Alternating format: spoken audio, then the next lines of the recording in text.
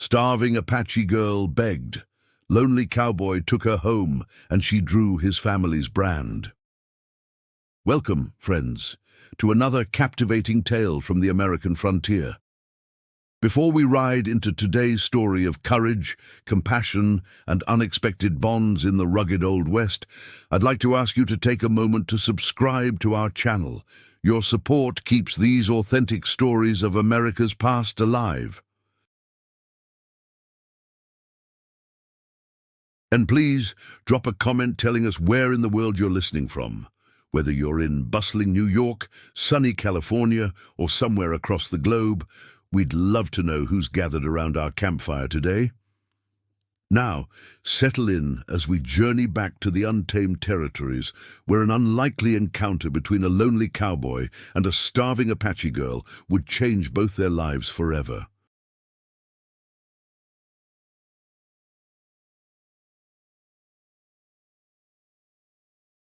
The merciless summer sun beat down on the Arizona territory, baking the earth into a cracked, unforgiving canvas of dust and stone. The year was 1878, and the land was as harsh as the times that had shaped it. Jacob Winters guided his dun-colored gelding along the edge of a dry creek bed, his weathered face creased with exhaustion. At 32, he had the eyes of a much older man, eyes that had seen too much death, too much disappointment. 3 years since losing his wife Sarah to fever, Jacob had retreated into himself, taking work as a ranch hand at the Broken Spur, 60 miles from the nearest settlement worth calling a town. As Jacob rounded a bend near a cluster of mesquite trees, something caught his eye, movement where there should be none. He tensed, his hand instinctively moving to the Colt revolver on his hip.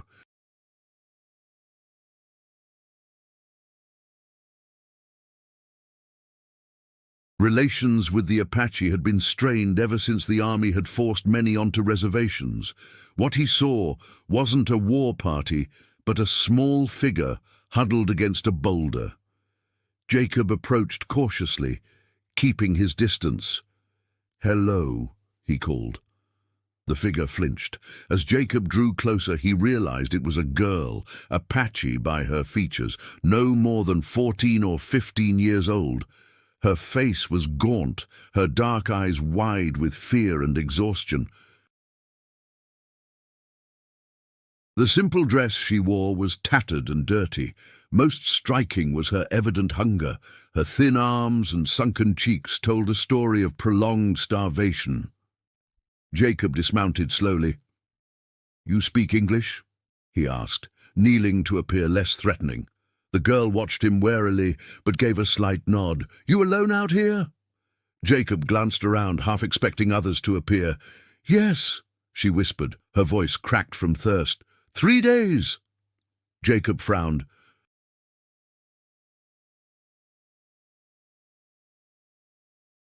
"Where's your people?" Her eyes dropped. "Gone. Soldiers came. Many died. Others taken to San Carlos." She gestured vaguely eastward, toward the reservation. "I ran. Got lost." Jacob removed his canteen and offered it. "Here. Drink slow." She hesitated, then reached for it with trembling hands, taking small sips. "I'm Jacob," he said. "What's your name?" Another pause. "Nahimana." Then, seeing his struggle with the pronunciation, she added, "It means mystic in your tongue." "Nahimana," Jacob repeated. "You need food and shelter from that storm." He nodded toward the darkening sky. "I've got a cabin. Not much, but it's dry and there's food." Fear flashed across her face. She had every reason to distrust white men. "I mean no harm," Jacob said, "but you won't survive another night out here."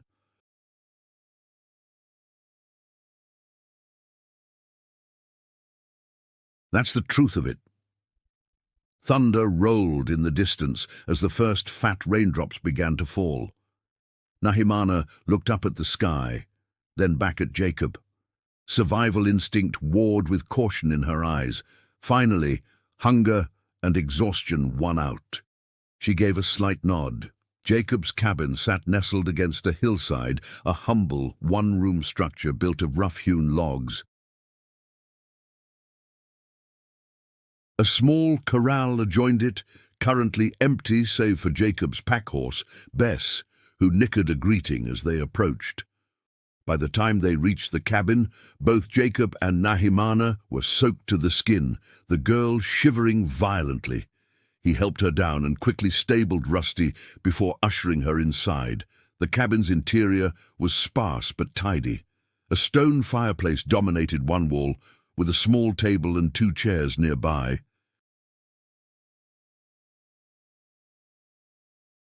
A narrow bed occupied one corner, while shelves held Jacob's few possessions. Jacob immediately set about building a fire. "Sit close to the hearth," he instructed. "Need to get you warm." Nahimana obeyed silently, her eyes taking in every detail of the cabin. She sat with her back straight, dignity evident despite her desperate condition. Once the fire crackled to life, Jacob filled a pot with water and set it to heat.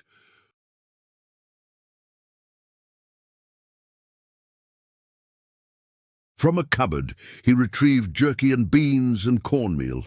"Not fancy," he said, "but it'll fill your belly." "Thank you," she whispered. As Jacob prepared a simple stew, an awkward silence fell between them. 2 strangers from different worlds, thrown together by circumstance. "How long you been out there?" Jacob finally asked. "Since full moon. 5, maybe 6 days." Jacob frowned.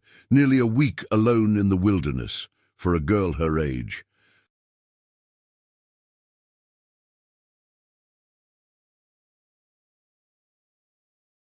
"Your family!"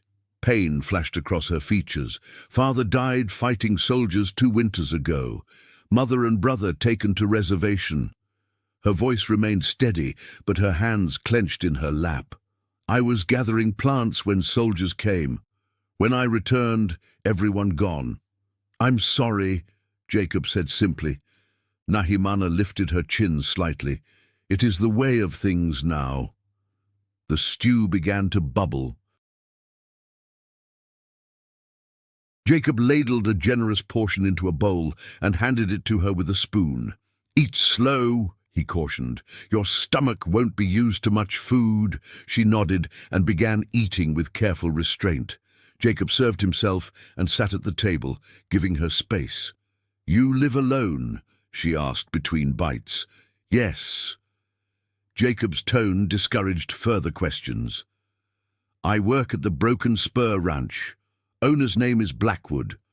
Nahimana's expression darkened. "I know this name." "Not kind to my people."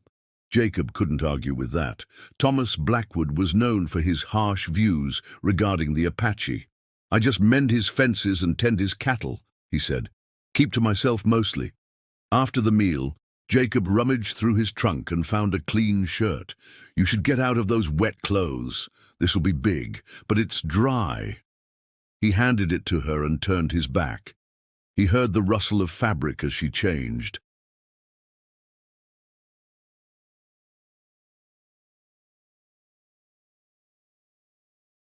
"Finished," she said eventually. Jacob turned to find her swimming in his cotton shirt. Her wet dress was folded neatly beside her. "We'll hang that to dry," he said, taking the dress and placing it on a line near the fire. He noticed intricate beadwork on one section, partially hidden by mud. "That's fine work there." A ghost of a smile crossed her face.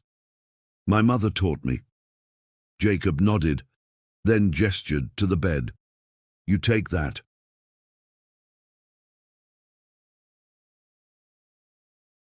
"I'll sleep near the fire." Nahimana shook her head.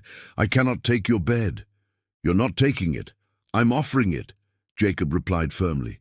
"You need proper rest." Their eyes met in a brief contest of wills, but exhaustion finally won out. Nahimana nodded and moved to the bed. "Jacob."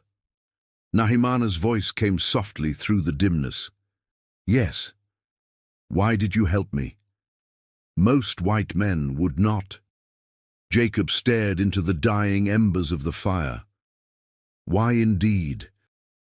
He'd kept to himself since Sarah died, avoiding connections. Just seemed the right thing to do, he finally answered. Get some sleep. We'll figure things out tomorrow. Morning arrived with soft golden light. Jacob woke at first light, his body accustomed to early rising. He turned to see Nahimana, still asleep, curled on her side. In sleep, the wariness left her face, revealing just how young she truly was. Outside, the world smelled of wet earth and sage. Jacob tended to the horses, his mind working through the problem at hand. He couldn't keep Nahimana here indefinitely, but he couldn't turn her out to fend for herself either. The reservation at San Carlos was no solution. He'd heard enough about the conditions there to know it was little better than a prison camp. When he returned, Nahimana was awake and had folded the blankets neatly on the bed.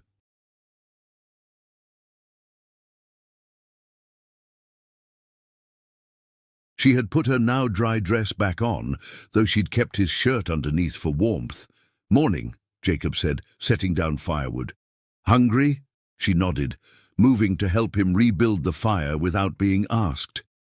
Jacob noticed how she positioned the kindling with practiced hands. As they ate breakfast, Jacob broached the subject they'd both been avoiding. "We need to figure what's next for you," he said carefully.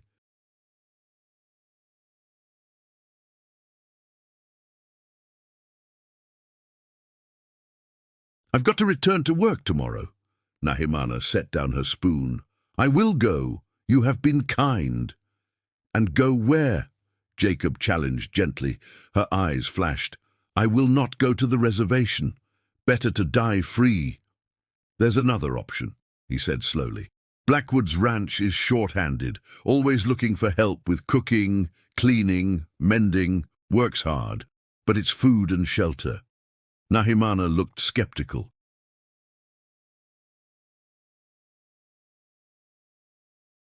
"This man Blackwood, he hires Apache." "No," Jacob admitted, "but his wife Martha is different, practical woman. If I tell her I found you orphaned, parents were settlers killed by outlaws, she might take you in, at least until you're stronger, have some options." "You want me to pretend I am not Apache?" There was no accusation in her tone, only a question. Jacob sighed. "Your heritage is nothing to hide. But in these times, in this place, it could mean the difference between safety and danger." Nahimana was silent for a long moment. Finally, she spoke. "My mother told me that sometimes, to survive, we must bend like the river grass in flood. If the grass stands rigid, it breaks. If it bends, it rises again when waters recede." "Wise words," Jacob said. "If I do this thing, pretend to be what I'm not, how will it work?" Jacob considered this. "We say you're half Mexican on your mother's side. Explains your appearance, any accent. Say you were raised remote, not much schooling. Martha's a sucker for hard luck cases." They spent the morning preparing for their deception. Jacob coached Nahimana, now Paloma, on her story. Orphaned daughter of John Martinez, a prospector, and his Mexican wife Elena, both killed in a raid 3 months earlier. After their midday meal, Jacob noticed her looking at something hanging on the wall, a branding iron with the broken spur mark. "That's the ranch brand," he explained. "Every ranch has one. Marks the cattle so everyone knows who they belong to." Nahimana walked over to examine it. "May I?" she asked, gesturing to touch it. Jacob nodded.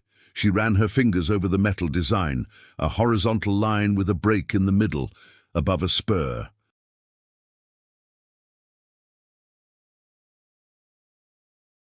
"In our way," she said thoughtfully. Marks have power.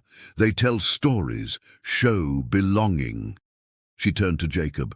If I am to wear this false name like a skin, I should understand the mark of the place that shelters me. She went to the table and picked up a piece of charcoal. On a scrap of paper she carefully drew the broken spur brand, studying it with intense concentration. Jacob watched, impressed by the precision of her drawing. You've got a steady hand. Nahimana nodded. My people record our stories in images. I was learning this skill from my grandmother before she died. As she finished the drawing, she looked up at Jacob. If I wear this story, this pretending, I do it not to deny who I am, but to protect what I am. Like the river grass, I will bend, but I will remember who I am. And one day, when the floodwaters go away, you'll stand tall again, Jacob finished. They departed at dawn, Nahimana riding Bess, while Jacob led them on Rusty. The girl sat straight-backed in the saddle, eyes constantly scanning the horizon. She wore Jacob's old shirt and vest over her dress, her hair tied back with a leather cord. With dirt strategically smudged on her face, she could pass for the half-Mexican orphan they'd invented.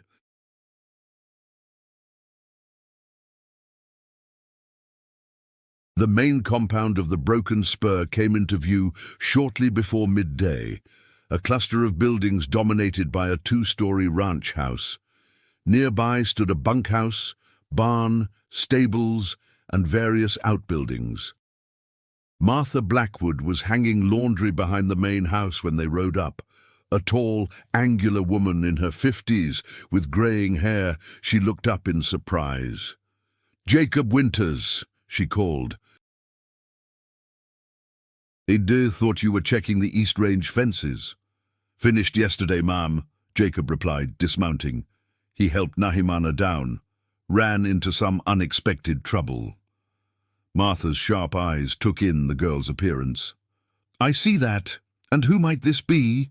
Jacob launched into their rehearsed story, finding Paloma near starvation in the hills, learning of her parents' deaths, his reluctance to leave her to fend for herself.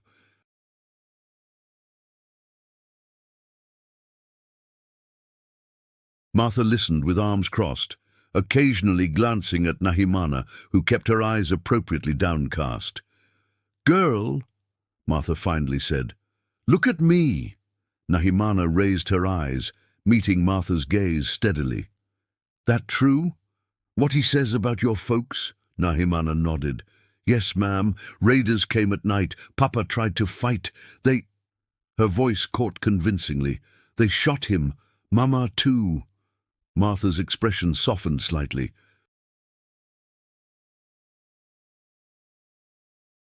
"And you've been alone since?" "Yes, ma'am. Moving place to place, looking for work, food." Martha studied her for another long moment, then sighed. "Well, can't leave a child to starve. Christian conscience won't allow it." She turned to Jacob. "Thomas won't like it. You know how he feels about taking in strays." "But she's willing to work," Jacob said.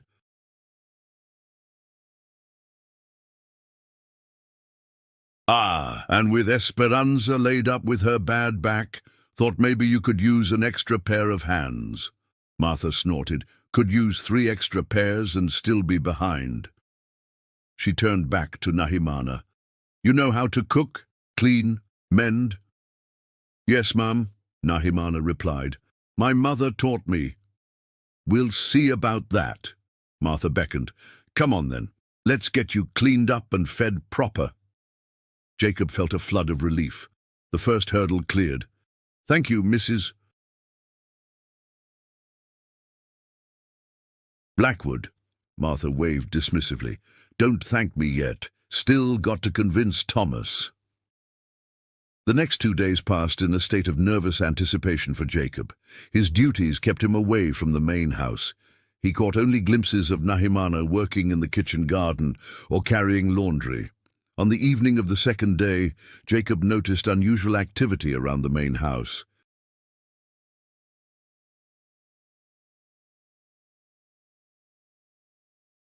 A wagon stood outside, and several well-dressed people were being greeted by Thomas Blackwood, a barrel-chested man with a thick moustache and an authoritative manner. Davis, the young cowhand riding beside Jacob, groaned. Forgot the banker and his wife were coming to dinner. Blackwood's been planning it for weeks. Jacob felt a prickle of unease. A formal dinner meant all hands would be needed, including Nahimana.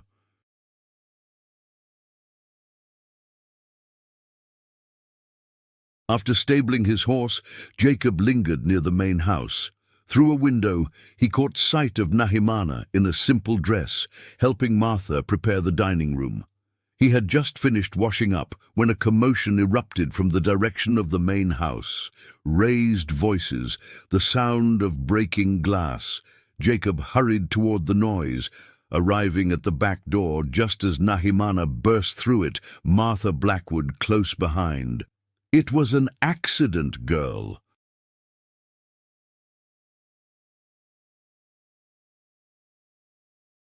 Thomas knows that. Come back inside, Martha called, but Nahimana was already fleeing toward the barn. Jacob intercepted Martha. What happened? Martha looked distressed. The girl was serving soup. Thomas startled her, and she spilled it all over Mrs. Hargrove's new dress. She shook her head. Honest accident. But Thomas lost his temper, said some harsh things. What kinds of things? Jacob asked, his jaw tightening. Martha looked uncomfortable.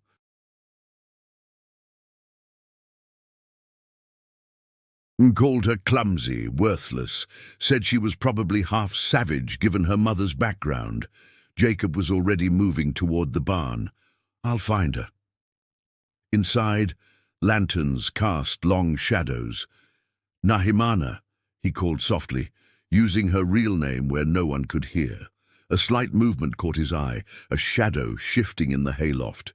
Jacob climbed the ladder and found her huddled against a bale of hay, knees drawn to her chest.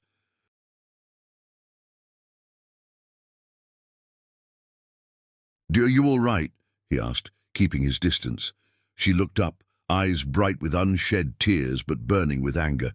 He called me savage, said my kind were only good for manual labor. But you didn't react, Jacob said. You kept control. I ran, she said bitterly, like a frightened rabbit. You survived, Jacob corrected. There's no shame in that.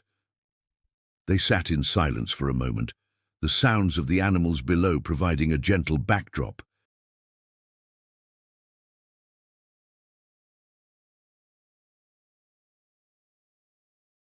I should leave this place, Nahimana finally said. And go where? Jacob asked. She had no answer. Martha will smooth things over, Jacob said. Blackwood values her opinion, even if he'd never admit it. Nahimana didn't look convinced. He looked at me the way soldiers looked at my people, like we were less than human. Jacob reached into his pocket and withdrew a small object, a carved wooden bird he'd been working on during his evening hours.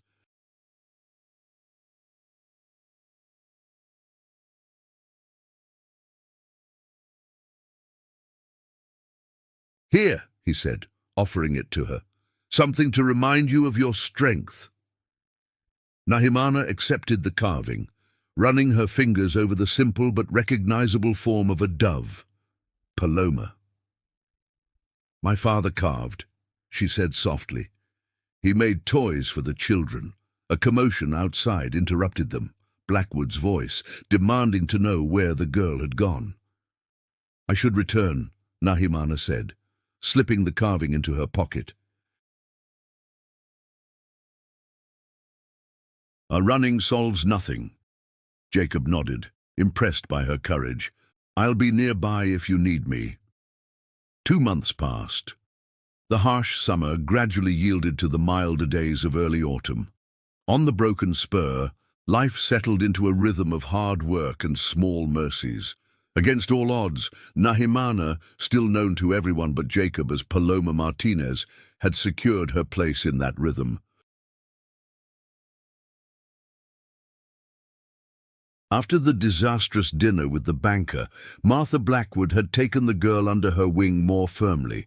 In the kitchen, in the garden, with the laundry, Nahimana proved herself capable and quick to learn. Jacob maintained a careful distance in public, aware that too much interest might raise questions.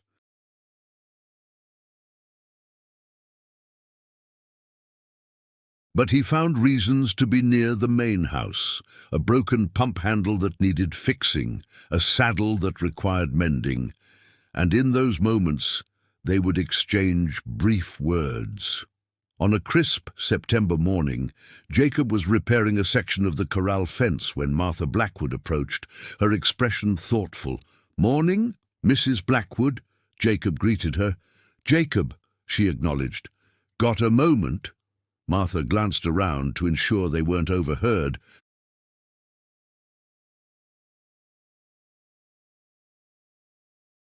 "It's about the girl, Paloma," Jacob tensed. "Problem?" "Not exactly," Martha sighed. "Thomas is heading to Tucson next week, taking me and the children to visit my sister. We'll be gone 3 weeks at least." "I see. Girl's been a good worker, quiet, respectful." Martha's shrewd eyes studied Jacob's face. "But I'm not blind, Jacob Winters. That girl's got Apache blood, and not just a little." Jacob's hand moved instinctively toward his sidearm.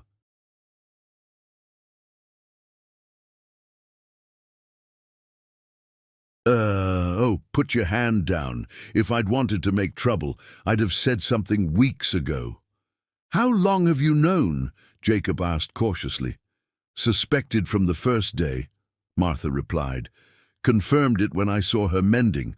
Those stitches ain't like any Mexican needlework I ever saw, pure Apache pattern." Martha continued, "With us gone, Thomas is leaving Davis in charge. Boy's barely 20, eager to prove himself." "I'm concerned he might look too closely at Paloma." Jacob understood immediately. "You want her gone before you leave?" "Just temporarily," Martha clarified. "Girl's earned her place here, but 3 weeks with that hothead Davis in charge, too risky." Jacob considered this. "I've been meaning to check the line cabins up north, make sure they're stocked before winter. Could take her with me." Martha nodded, relieved. That would work.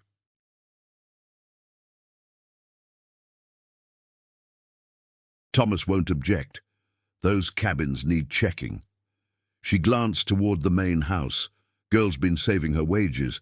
Not much, but enough to help with supplies. As Martha turned to go, she paused. "Jacob, when we return—" She seemed to choose her words carefully. "Winter's coming. Girl needs a more permanent situation than hiding who she is." "I know," Jacob acknowledged. "You might consider that parcel of land old Jenkins abandoned last spring. Thomas mentioned the banks looking to sell it cheap. Good water, defensible position, might suit a man looking to put down roots again." Jacob stared at her, surprised. "I haven't thought about having my own place since Sarah." "Maybe it's time," Martha said simply, then walked away. 3 days later, Jacob and Nahimana rode north, pack-horse laden with supplies.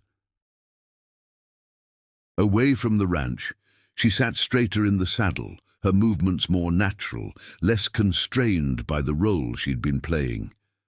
"How far?" she asked, as they followed a stream into increasingly rugged country. "First cabin's about 4 hours' ride," Jacob replied. After another mile, she spoke again.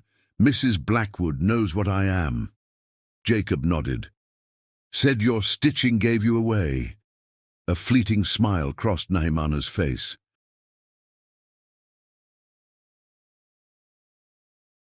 "I tried to change it, but the patterns, they are in my hands, in my memory. She's not going to say anything, Jacob assured her. That's partly why we're out here, to keep you away while the Blackwoods are gone. And after? Nahimana asked. Jacob shared Martha's suggestion about the Jenkins parcel.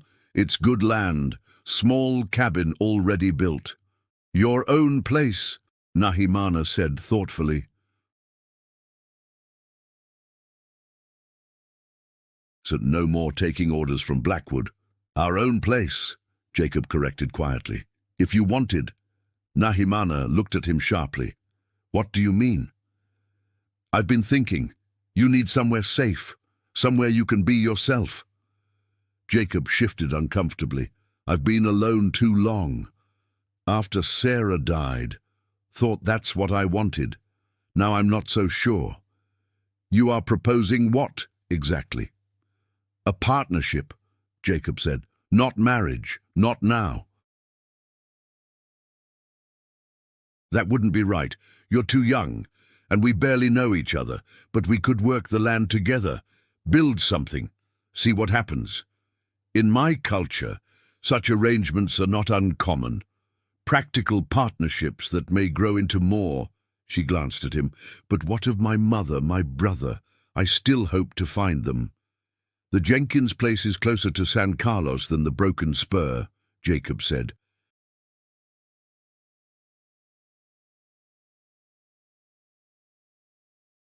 They could make inquiries more easily from there. They crested a rise, and the first-line cabin came into view, a simple structure nestled against a cliff face. As they approached, Nahimana suddenly reined in her horse, her body tense. What is it? Jacob asked, his hand moving to his revolver.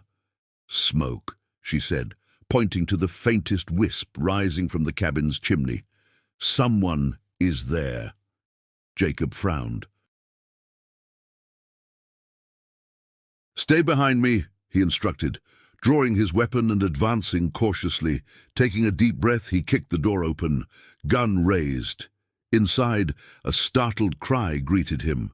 Not a hostile intruder, but a woman with a young boy, both thin, dressed in ragged clothes, fear evident in their wide eyes. Don't shoot, the woman pleaded, shielding the boy with her body. Jacob lowered his weapon, recognizing what he was seeing. Escaped Apache from the reservation.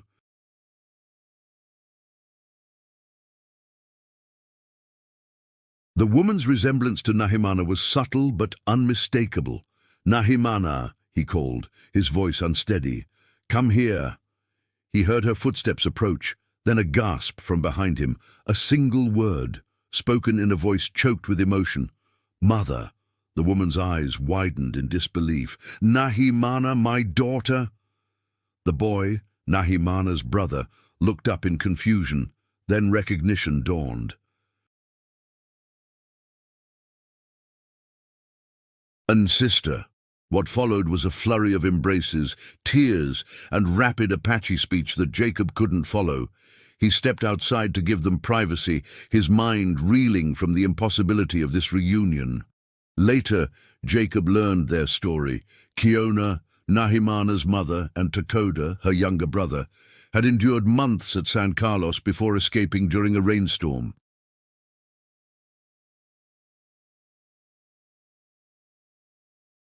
They had been making their way north toward traditional Apache lands, surviving on whatever they could find.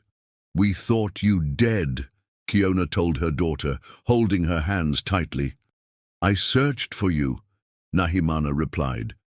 But there were too many soldiers. What will you do now? Jacob finally asked.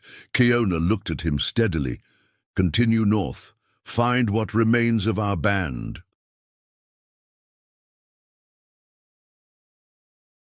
Rebuild. That night, as Kiona and Takoda slept near the fire, Nahimana joined Jacob on the cabin's small porch. You will go with them, Jacob said. They are my blood, Nahimana replied. My people. Jacob nodded, ignoring the hollow feeling in his chest. Of course, it's right that you should. They sat in silence, watching the stars. Finally, Nahimana spoke again. I will go with them to find our people. This is necessary." She turned to face him. "But I will return. This I promise you." Jacob looked at her, surprised. "Why would you come back?" Nahimana reached into her pocket and withdrew the wooden dove he had carved for her. "Because you gave me this when I had nothing. Because you saw me as a person when others saw only Apache or savage." She placed her hand over his. "Because some bonds are chosen, not only born."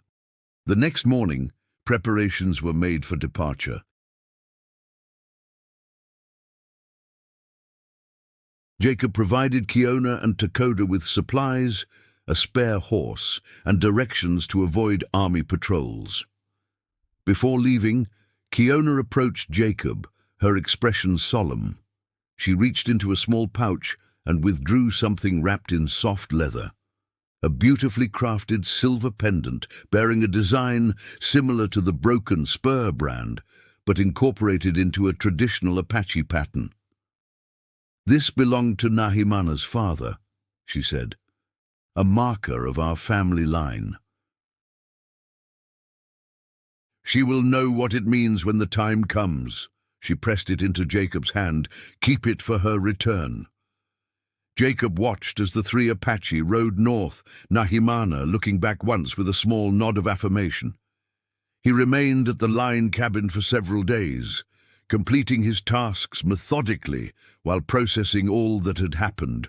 On the morning of his departure, he stood on the porch, looking out over the land.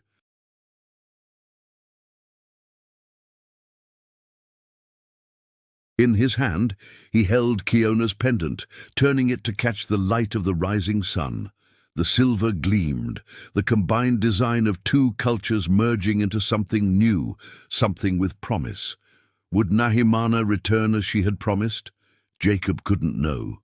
But for the first time since Sarah's death, he found himself looking toward the future with something other than resignation, with hope.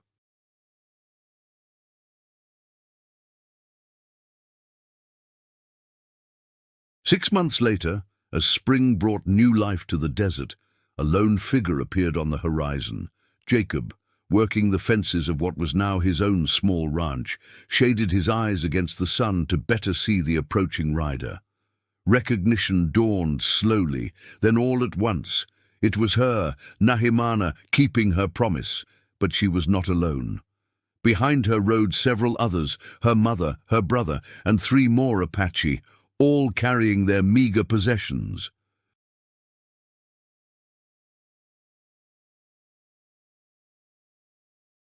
As they drew closer, Jacob saw that Nahimana wore the silver pendant her mother had entrusted to him. She urged her horse forward, a smile breaking across her face. No longer the starving girl he had found by a boulder, but a young woman who had bent like the river grass and risen again. "I told you I would return," she called.